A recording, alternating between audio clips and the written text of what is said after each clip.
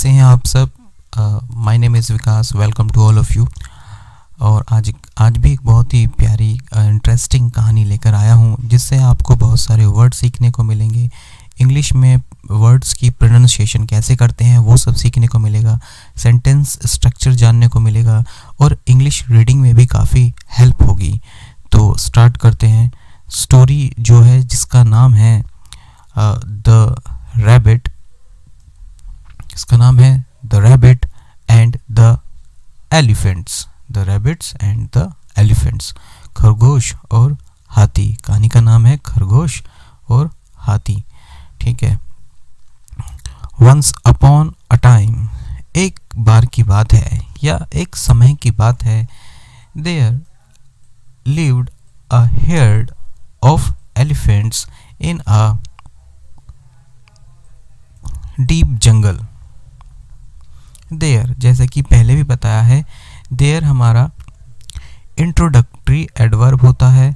ठीक है, introductory adverb की तरह यूज़ होता है। इस सेंटेंस में एक सब्जेक्ट की तरह यूज़ हुआ है, लेकिन देयर का यहाँ पर कोई भी मतलब नहीं है, क्योंकि देयर की मीनिंग क्या होती है हिंदी में? वहाँ। तो सेंटेंस में हम वहाँ नहीं बोलेंगे कि वहाँ हाथियों का झुंड रहा करता था, ये गलत है। यहाँ बोलेंगे वंस अपॉन अ टाइम, एक बार की बात है। There lived a herd of elephants in a deep jungle। हाथियों का झुंड एक घने जंगल या गहरे जंगल में रहता था। ठीक है, वहाँ नहीं यूज़ किया। Okay. There king was a huge elephant by the name of Airavat. There, उनका राजा, was था एक huge मीन्स बड़ा, एलिफेंट हाथी, by the name of Airavat. ठीक है, किसी का बोलते हैं कि उसका नाम क्या था, तो हम ऐसे बोल सकते हैं by the name of अरावत। भाई एक राजा था, by the name of कुछ भी नाम रख सकते हैं। ठीक है, ये एक तरीका हो गया किसी का नाम बताने का। ठीक है। देयर किंग, उनका राजा था, ह्यूज एलिफेंट, बहुत बड़ा, विशाल हाथी, by the name of Airavat. उनका एक बहुत ही विशाल राजा था, जो कि था बहुत बड़ा हाथी, जिसका नाम एरावत था। In the middle of this jungle there was, in the middle of this jungle, इस जंगल के बिल्कुल बीच में, है ना, इन द मिडल, जंगल के बीच में, ऑफ दिस, इस जंगल के बीच में। आगे देखते हैं।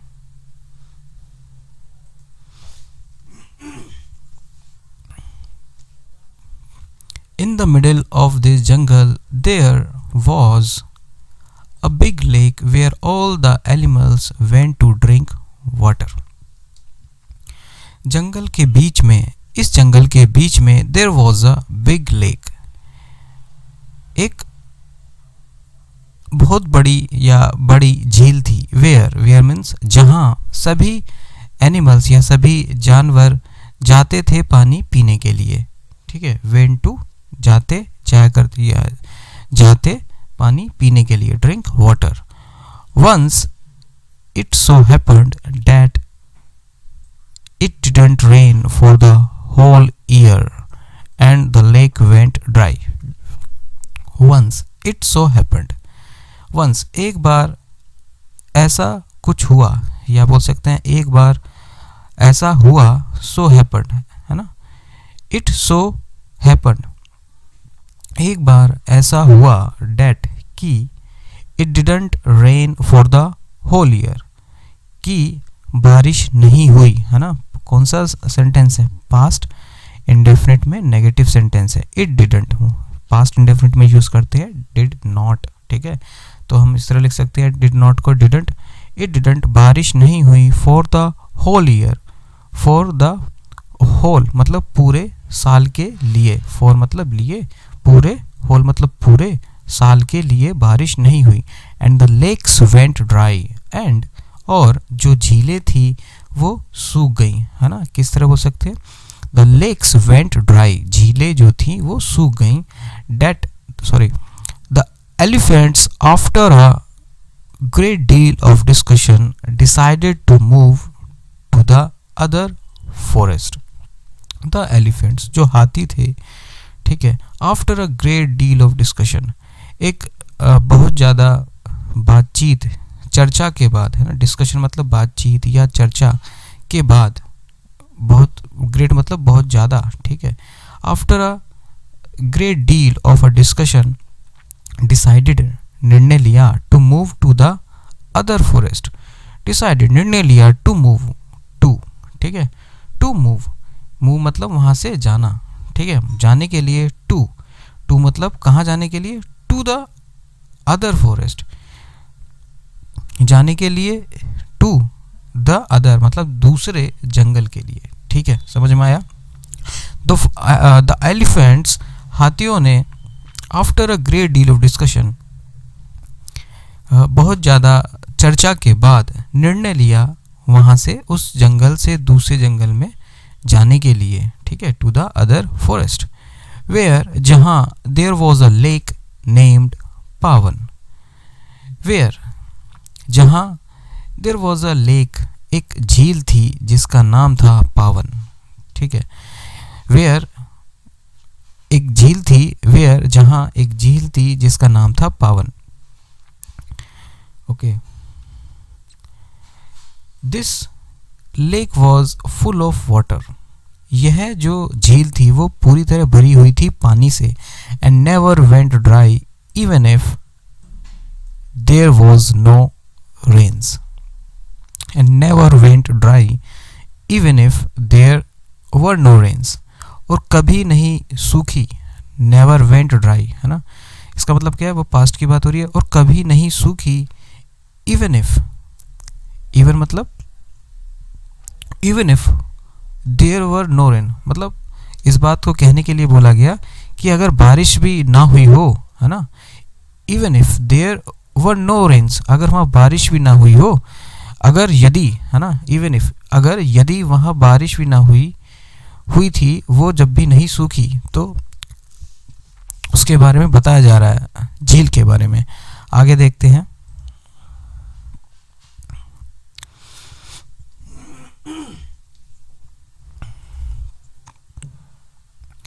अब एंड सो, और इस प्रकार, the elephants set out for the lake पावन, एंड इस प्रकार जो हाथी थे, ठीक है, set out for the lake पावन, तो वो वहाँ से चल दिए, ठीक है, वहाँ से बाहर, वहाँ से आगे की तरफ चल दिए, जो झील थी पावन झील के लिए, ठीक है, सेट आउट का मतलब है उन्होंने बाहर जाने का पूरा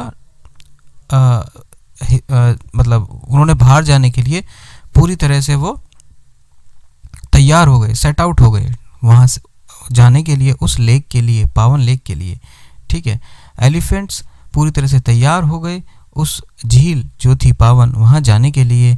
they felt very happy upon reaching the new lake, they felt very happy, वो बहुत खुश हुए, उन्होंने बहुत आनंद फील किया या खुशी फील की, फेल्ट मतलब फील किया, ठीक है, सेकंड फॉर्म यूज किया फील की, फेल्ट वेरी हैप्पी, बहुत खुश फील किया, upon reaching the new lake, upon reaching वहाँ पहुँचकर उस नई झील के पास, उस झील पर पहुंचकर उन्होंने बहुत ज़्यादा खुशी फील की। They bath in the fresh water for the off the lake, they bath वो नहाए, ठीक है, पास्ट इंडेफिनिट सेंटेंस स्ट्रक्चर है, दे बाथड, ठीक है, सेकंड फॉर्म यूज हुई है पास्ट इंडेफिनिट में, वो नहाए इन द फ्रेश वाटर उस ताजे पानी में, ऑफ द लेक उस झील के, एंड और also enjoyed playing and spewing water on each other by their trunks. They bathed in the fresh water, वो नहाए ताजे पानी में झील के, and और भी also मतलब भी enjoyed, enjoy किया उन्होंने, है ना, उन्हें अच्छा लगा playing, और वहाँ पर उन्होंने खेलना बहुत ज़्यादा पसंद किया, बहुत ज़्यादा पसंद भी किया, एंड और स्पीइंग वाटर, स्पीइंग मतलब क्या होता है, पानी छिड़कना, फेंकना या निकालना, ठीक है, एक तरह से कैसे कह सकते हैं, छिड़का एक दूसरे के ऊपर, ठीक है। Spring water on each other मतलब एक दूसरे के ऊपर, बाई देयर ट्रंक्स, अपनी देयर मतलब दे के साथ अपने के लिए क्या यूज़ करते हैं, जैसे कि दे था, दे के साथ अपने के लिए यूज़ किया हमने देयर, अपनी, ठीक है। दे के साथ अपने के लिए क्या यूज़ करेंगे, देयर। जैसे ही के साथ क्या यूज़ करते हैं अपने के लिए, his.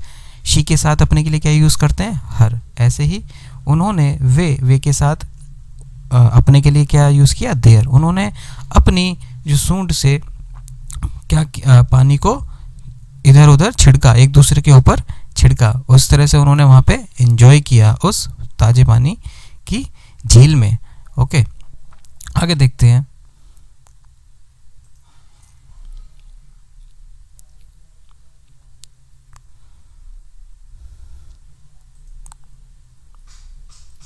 After having bathed satisfactorily and quenched their thirst with the sweet lake, they came out of it and entered the deep forest. After having bathed satisfactorily, okay, after having bathed, नहाने के बाद, है ना, after having bath संतोषजनक रूप से, सेटिस्फैक्टरली मतलब होता है संतोषजनक रूप से, मतलब वो सेटिस्फाई हो गए, उनको वहाँ जाके संतुष्टि मिल गई। आफ्टर हैविंग बाथ क्या होता है, हैविंग के साथ हम थर्ड फॉर्म यूज़ करते हैं, जो कि ये कहता है कि वो काम हमने कर लिया, ठीक है। तो हैविंग के साथ थर्ड फॉर्म यूज़ हुई है, बाथ की सेकंड फॉर्म में यूज़ होती है बाथ, और थर्ड फॉर्म भी होती है बाथ्ड, ठीक है। आफ्टर नहाने के बाद, संतोषजनकली मतलब संतोषजनक रूप से नहाने के बाद, एंड और quenched their thirst with the sweet lake, they came out of it, और उन्होंने बुझाई, है ना, क्वेंच्ड मतलब क्या होता है, बुझाना, ठीक है। उन्होंने अपनी प्यास बुझाई उस झील के मीठे पानी के साथ, ठीक है। विद मतलब साथ में, झील के, स्वीट मतलब मीठे, लेक मतलब झील के, ठीक है। थ्रस्ट मतलब प्यास, देयर मतलब अपनी, क्वेंच्ड बुझाई, दे केम आउट ऑफ इट, वे बाहर आए इससे, है ना। दे केम आउट ऑफ इट, वे उससे बाहर आए, and entered the deep forest, और प्रवेश किया या चले गए जंगल की गहन जंगल में, मतलब अंदर की तरफ ज़्यादा गहन जंगल में वो चले गए, ठीक है। ये भी पास्ट इंडेफिनिट स्ट्रक्चर है, और ये वाला भी पास्ट इंडेफिनिट, यहाँ से दे केम आउट ऑफ इट, ये भी पास्ट इंडेफिनिट है। पास्ट इंडेफिनिट में सेकंड फॉर्म यूज़ होती है मेन वर्ब की, ठीक है। दे केम, केम की फर्स्ट फॉर्म क्या होती है, कम, COME, सेकंड फॉर्म हो गई केम, और थर्ड फॉर्म भी उसकी फर्स्ट फॉर्म की तरह ही होती है, कम हो जाएगा third form, but it is a second form. आगे देखते हैं। जैसे कि यहाँ पे देख पा रहे होंगे कि ये जितने एलिफेंट हैं ये एक दूसरे के ऊपर स्प्यूइंग कर रहे हैं वाटर को, है ना, स्प्यूइंग कर रहे हैं, एक दूसरे के ऊपर छिड़क रहे हैं ट्रंक से, अपनी सूंड से। ये यहाँ पे एक दूसरे के ऊपर आप जैसा कि देख पा रहे हैं। तो आगे देखते हैं। बट लेकिन there lived many rabbits in their burrows around the lake area. लेकिन there lived many rabbits, वहाँ रहा करते थे, ठीक है। there, वहाँ रहा करते थे बहुत सारे खरगोश, in their burrows, अपने बिलों में। खरगोशों के जो बिल होते हैं उनको क्या बोलते हैं, burrows, around the lake area, around मतलब जो लेक का एरिया था उसके चारों तरफ खरगोशों के बिल थे, वो उसमें रहा करते थे, ठीक है। When the herd of elephants walked around, okay, when, जब, the herd of elephants, herd मतलब झुंड, जो था हाथियों का, walked around, वो जब चला, around चारों तरफ, ठीक है। They stamped the burrows with their heavy feet, अब क्या हुआ, वो जो हाथियों का झुंड था, क्योंकि झील के चारों तरफ खरगोश के बिल थे, अब झील के चारों तरफ जैसे ही हाथी ने इधर उधर चले, वॉकड अराउंड, है ना, इधर उधर चले, वॉक किया, अराउंड मतलब चारों तरफ, दे स्टैम्प्ड द burrow, उन्होंने उनको दबा दिया, ठीक है। उन बुरों को, बिलों को, बाय देयर, अपने भारी पैरों से, ठीक है। थस, इस प्रकार मैनी रैबिट्स वर ईदर किल्ड और वर लेफ्ट फिजिकली हैंडीकैप्ड। थस, इस प्रकार बहुत सारे खरगोश हो गए, है ना, क्या हो गए, या तो इधर मतलब या तो, ठीक है, इधर का यूज क्या होता है, या तो ये हो गए या ये हो गए। मैनी रैबिट्स वर हो गए थे, या तो मर गए थे, किल्ड हो गए, या तो मर गए थे, और वर लेफ्ट फिजिकली हैंडीकैप्ड, और या शारीरिक रूप से अपंग हो गए, है ना। हैंडीकैप्ड, हैंडीकैप्ड क्या होता है, अपंग हो जाना, है ना। जैसे किसी का हाथ या पैर टूट जाता है तो या तो उसमें से काफ़ी जो खरगोश थे वो मर गए, या फिजिकली मतलब शरीर के तौर पर, शारीरिक तौर पर वो हैंडीकैप्ड हो गए, ठीक है, अपाहिज हो गए। ओके, सो इस प्रकार in order to salvage the grave situation, so इस प्रकार in order to salvage, salvage का मतलब क्या होता है, उबरना, है ना। उबरना मतलब कोई संकट हो या उससे बाहर आना, उससे उबरना, तो salvage को हम जब यूज़ करते हैं, in order to salvage the grave situation, grave मतलब बहुत ही गंभीर, संकटजनक, ठीक है। ग्रेव, ग्रेव का यूज़, वैसे तो ग्रेव का यूज़ होता है कब्र हो गई, या ठीक है, कब्र हो गई, उसको हम बोलते हैं ग्रेव, लेकिन ग्रेव यहाँ पे ग्रेव सिचुएशन बोला गया है, तो यहाँ पे बहुत ज़्यादा संकट या गंभीर सिचुएशन, स्थिति, ठीक है। So in order to salvage the grave situation, इस प्रकार बाहर आने के लिए, उबरने के लिए इस संकट भरी स्थिति से, the rabbits held a meeting and discussed this new calamity. The rabbits, जो खरगोश थे, हेल्ड अ मीटिंग, उन्होंने एक मीटिंग ऑर्गेनाइज की। हेल्ड अ मीटिंग मतलब, हेल्ड का मतलब क्या होता है यहाँ पे, होना। जब भी मीटिंग की बात होती है वहाँ पे मीटिंग के होने के लिए हम हेल्ड यूज़ करते हैं।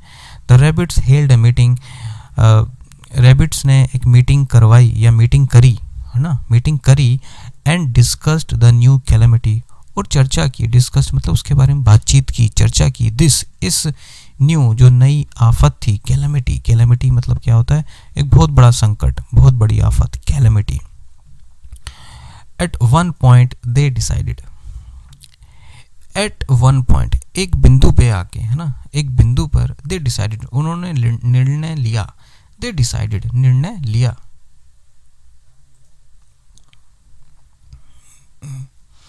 दे डिसाइडेड निर्णय लिया, to shift from that dangerous place and live somewhere else. They decided उन्होंने निर्णय लिया, to shift from that dangerous मतलब जो खतरनाक जगह थी वहाँ से शिफ्ट करना, वहाँ से पलायन करना, मतलब शिफ्ट मतलब क्या होता है, एक जगह से दूसरी जगह जाने के लिए, ठीक है। फ्रॉम डेंजरस प्लेस, उस खतरनाक जगह से, एंड लिव समवेयर, और रहने के लिए, समवेयर, समवेयर मतलब कहीं और, कहीं और दूसरी जगह, ठीक है। Somewhere and live somewhere else, कहीं और दूसरी जगह। उन्होंने निर्णय लिया वहाँ से, उस खतरनाक जगह से जाने के लिए और कहीं और रहने के लिए, ठीक है। But a rabbit named Lambakarna advised them to exercise patience. But a rabbit, जो खरगोश था जिसका नाम क्या था, लंबकर्णा, एडवाइज्ड उसने सलाह दी, एडवाइज्ड देम उन्हें सलाह दी, एडवाइज्ड, ठीक है, सलाह दी उनको, to exercise patience, to exercise patience मतलब पेशेंस बनाए रखो, धैर्य, अभी धैर्य बनाए रखो। एक्सरसाइज का मतलब है उस चीज़ का प्रयोग करना, तो किस चीज़ का प्रयोग करो, धैर्य का भी प्रयोग करो, अभी धैर्य बनाए रखो।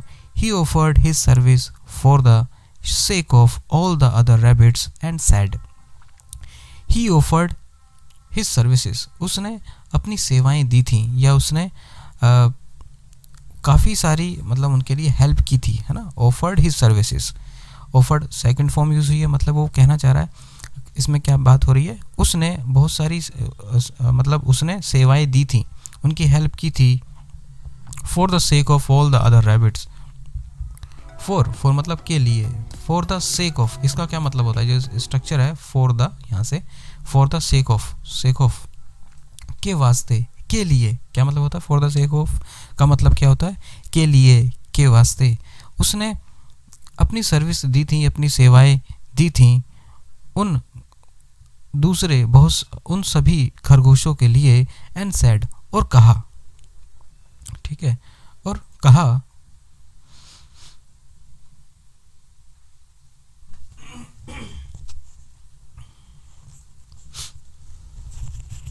डोंट वरी फ्रेंड्स, चिंता मत करो दोस्तों, just see how I drive these elephants away from this forest. Don't worry friends, चिंता मत करो, सिर्फ देखो मैं कैसे इन हाथियों को इस जंगल से कैसे यहाँ से निकालता हूँ, या कैसे यहाँ से इनको भगाता हूँ, उसने ये बोला। ठीक है, आगे देखते हैं। द नेक्स्ट डे, अगले दिन Lambakarna set on the high rock, अगले दिन जो लंबकर्णा था वो बैठ गया एक ऊंची चट्टान पर। The rock lay in the main path of the elephants leading to the lake, मतलब द रॉक जो चट्टान थी, ले इन द मेन पाथ वो थी, पड़ी हुई थी या वहाँ पे उपस्थित थी, मेन पाथ में, मेन रास्ते में, किसके? हाथियों के मेन रास्ते में वो चट्टान पड़ी हुई थी या वहाँ पे रखी हुई थी। जो चट्टान थी, ले मतलब वहाँ पे रखी हुई थी, वहाँ पड़ी हुई थी। Okay, leading to the lake, जो रास्ता जाता था झील की तरफ। लीडिंग टू द लेक का मतलब क्या है? जो झील के लिए जाता था, ठीक है। The rock lay in the main path of the elephants leading to the lake, जो चट्टान थी वो पड़ी थी मेन पाथ में, जो मुख्य रास्ता था हाथियों के, लीडिंग टू द लेक, जो जाता है झील की तरफ। When the elephants passed by the rock, जब हाथी गुजरे, है ना, पास्ड बाय द रॉक, किसी चीज़ से गुजरना, तो वहाँ यूज़ करते हैं पास्ड बाय, तो वो जैसे ही गुजरे, व्हेन जब हाथी गुजरे चट्टान से, the rabbit addressed the king of elephants in a tough voice, ठीक है। जब, जैसा कि यहाँ पे देख पा रहे होंगे, ये जो खरगोश है एक, ठीक है, यहाँ पे ये जो रॉक है यहाँ बैठा हुआ है, इस पे खरगोश, और ये हाथियों का राजा है। When the elephant passed by the rock, जब हाथी गुजरे चट्टान से, द रैबिट एड्रेस्ड, रैबिट ने एड्रेस्ड किया, मतलब उन्हें कहा। एड्रेस मतलब क्या होता है? उनसे अपनी बात को सामने रखना, ठीक है। एड्रेस द किंग, उसने अपनी बातें उसके सामने रखी या उससे कहा। The king of the elephant, राजा से हाथियों के, इन अ टफ वॉइस, सख्त आवाज में इस खरगोश ने इन हाथी के राजा से कहा, you are a cruel fellow. Cruel का मतलब क्या होता है? निर्दयी। तुम एक निर्दयी साथी हो। फेलो मतलब साथी, साथ का। तुम एक निर्दयी साथी हो। यहाँ पे जो खरगोश है इस हाथी से कहता है तुम एक निर्दयी साथी हो। You have trampled many of my relatives and friends under your feet. You have trampled, कुचलना, ठीक है। ट्रैम्पल का मतलब क्या होता है? कुचलना, और ट्रैम्पल्ड कुचल दिया। तो कौन सा सेंटेंस स्ट्रक्चर है? हैव के साथ थर्ड फॉर्म यूज हुई है। It is a present perfect. Okay, you have trampled, तुमने कुचल दिया है। Many of my relatives and friends, मेरे बहुत सारे संबंधियों को और दोस्तों को अपने पैर के नीचे। I am too king of rabbits, मैं भी खरगोशों का राजा हूँ। I stay in the heaven with god moon, मैं रहता हूँ स्वर्ग में, ठीक है, चंद्रमा भगवान के साथ, ठीक है। मैं रहता हूँ स्वर्ग में चंद्रमा भगवान के साथ। God moon is very much annoyed with you, जो भगवान चंद्रमा है वह बहुत ज़्यादा तुमसे नाराज हैं। एनॉयड मतलब कुछ किसी से बहुत ज़्यादा नाराज हो जाते हैं, जब हम एनॉयड वर्ड यूज़ करते हैं। God moon is very much annoyed with you, जो भगवान चंद्रमा है वो बहुत ज़्यादा नाराज हैं तुमसे। वो जो खरगोश होता है वो हाथी से कहता है चट्टान पर बैठ के कि तुमने मेरे बहुत सारे संबंधी और दोस्तों को अपने पैरों के तले कुचल दिया, ट्रैम्पल कर दिया। मैं भी राजा हूँ खरगोशों का, और मैं रहता हूँ स्वर्ग में चंद्रमा भगवान के साथ। जो चंद्रमा भगवान है वो बहुत ज़्यादा तुमसे जो है परेशान है, या बोले तो बहुत ज़्यादा तुमसे नाखुश हैं, ठीक है। The king elephant was frightened to hear this. जो राजा था हाथियों का वो हो गया बहुत ज़्यादा डर गया। फ्राइटेंड मतलब डरना, फ्राइटेंड, तो वो डर गया। Was frightened to hear this, यह सब सुनकर, है ना, यह सुनकर, हियर दिस, यह सुनकर जो हाथियों का राजा था वो डर गया था। ही सैड, उसने कहा, इन अ ट्रेम्बलिंग वॉइस, उसने कहा, ही सैड इन अ ट्रेम्बल मतलब क्या होता है, कांपते हुए, ठीक है। ट्रेम्बल मतलब क्या होता है, कांपना। तो एक कांपती हुई आवाज़ के साथ हाथी ने कहा, please take me to the god moon, मुझे ले चलो भगवान चंद्रमा के पास। टेक मी मतलब ले जाने के लिए बोल रहा है, प्लीज़ कृपया मुझे ले चलो भगवान चंद्रमा के पास। I will ask for his forgiveness, I will ask for his forgiveness, मैं उनसे माफ़ी मांगूंगा। आई विल आस्क, मैं उनसे अपने आप को माफ़ करने के लिए कहूँगा। ऑल राइट, ठीक है, सेड द क्लेवर रैबिट, उस चतुर खरगोश ने कहा, see me tonight at the lake. आगे देखते हैं। उसने कहा, see me tonight at the lake, ठीक है, मुझे मिलो आज रात झील पर। ठीक है, सी में मतलब मुझे मिलो, ये ऐसे तो नहीं है दिखो मुझे, इसका मतलब ये नहीं होता। सी में मतलब होता है मुझे मिलो आज रात झील पर। The king elephant then as told by the rabbit, जो राजा था हाथियों का तब जैसा कहा था रैबिट ने, है ना, as told by the rabbit, जैसा कहा था उस खरगोश ने, reach the lake at night, वो पहुंच गया रात में झील पर। ठीक है, यहाँ जैसा कि देख पा रहे होंगे यहाँ पर रात हो रही है और ये खरगोश बैठा हुआ है झील के पास और ये हाथी है रात को यहाँ पे पहुंच गया। द किंग रैबिट, जो राजा था खरगोशों का, and the king elephant both stood near the edge of the lake, both दोनों जो थे, जो राजा था खरगोशों का और राजा था हाथियों का, दोनों, बोथ मतलब दोनों, स्टूड खड़े थे, खड़े हो गए, स्टूड, ठीक है, स्टैंड की जो सेकंड फॉर्म है, दोनों खड़े हो गए। ठीक है, near the edge of the lake, near मतलब पास में, किनारे पे उस झील के। बोथ स्टूड, वो खड़े थे, तो यहाँ पे थर्ड एक तरह से पास्ट पार्टिसिपल यूज हुआ है, थर्ड फॉर्म है स्टूड। ठीक है, वो खड़े थे नियर पास में, किनारे पर झील के। It was a silent and moonlight night, it was a silent, वह एक शांत और एक चांदनी रात थी।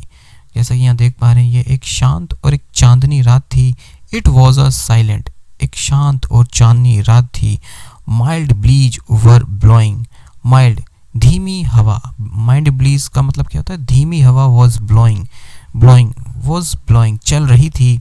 The rabbit asked the elephant to look carefully into the water of the lake. The rabbit ने कहा उस हाथी से, टू लुक देखने के लिए, एट टू लुक केयरफुली ध्यान से, है ना, into the water of lake, झील के पानी में। उस रैबिट ने हाथी को इस झील के पानी में देखने को कहा। यहाँ पे जो रैबिट है इस हाथी से कहता है ध्यान से देखो इस झील के अंदर। आगे देखते हैं। एज सुन एज, जैसे ही, एज सुन एज मतलब क्या होता है, जैसे ही द किंग एलिफेंट, जो राजा था हाथी, लुक्ड इनटू द लेक, उसने जैसे ही देखा, ठीक है, सेकंड फॉर्म यूज हुई लुक की, लुक्ड इनटू, जैसे ही उसने झील के अंदर देखा। He saw the reflection of the half moon in the lake's water, he saw, उसने देखा, रिफ्लेक्शन मतलब उसका जो रिफ्लेक्शन आ रहा था, मतलब प्रतिबिंब जो था, ऑफ हाफ मून, आधे चंद्रमा का, इन द लेक्स वाटर, झील के पानी में, मतलब इस हाथी ने क्या था, उसका प्रतिबिंब देखा, चंद्रमा जो तस्वीर बोले या प्रतिबिंब बोले, उस आधे चंद्रमा की उसने देखी झील के पानी में। Just then a mild breeze blew, तभी एक धीमी हवा चली, है ना। माइल्ड मतलब धीमी जो हवा थी वो चली, ब्लू मतलब चली। And then reflection of the moon in the water became wavy, और जो प्रतिबिंब था ऑफ द मून, उस चंद्रमा का पानी के अंदर, बिकेम वो हो गया वेवी का मतलब क्या होता है, लहरा गया पानी के अंदर या तरंगित हो गया। जो पानी के अंदर एक लहर सी चलती है ना, क्योंकि हवा की वजह से उसमें एक वेव चली, तो वो वेवी हो गया जो उसका प्रतिबिंब था, या तरंगित हो गया। आगे देखते हैं। Pointing the wavy reflection of the moon, the king rabbit said. Pointing to the wavy reflection. Pointing to का मतलब क्या होता है, की तरफ इशारा करते हुए। wavy reflection वो तरंगित जो प्रतिबिंब था चंद्रमा का।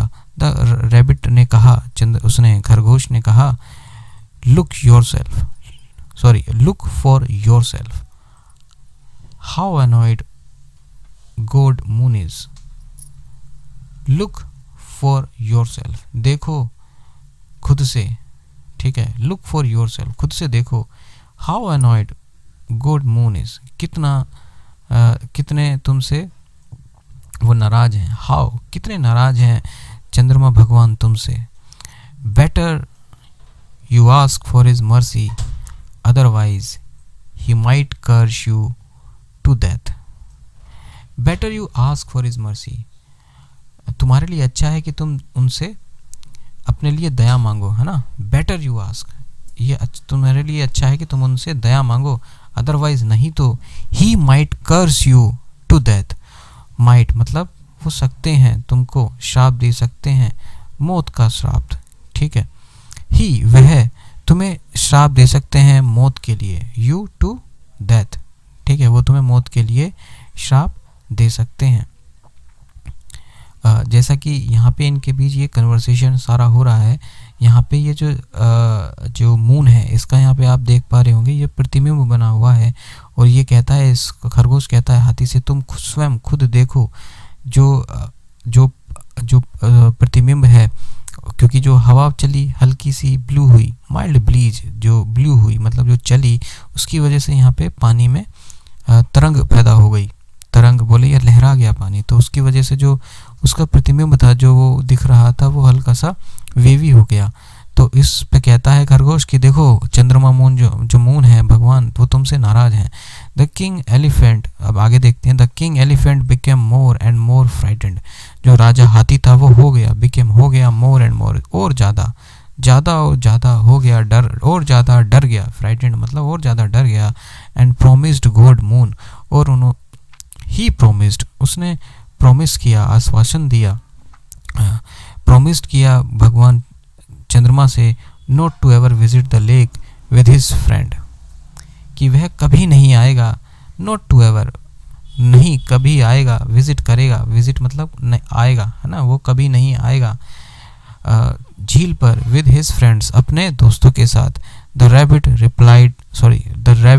Rabbits lived happily thereafter, जो खरगोश थे वो रहे, लिव्ड हैप्पीली खुशी से रहे, देयर आफ्टर का मतलब क्या होता है, इसके बाद, है ना। ये सब जो हुआ इसके बाद जो खरगोश थे वो खुशी से रहे। आगे देखते हैं। तो इस प्रकार जो स्टोरी है वो ख़त्म हो जाती है। और जिन्होंने अभी तक मेरा चैनल सब्सक्राइब नहीं किया तो प्लीज़ सब्सक्राइब कर दीजिए। मैं ऐसे ही और इंटरेस्टिंग स्टोरी लेके आता रहूँगा, जिससे आपको बहुत सारी चीज़ें इंग्लिश में सीखने को मिलेगी। Thank you.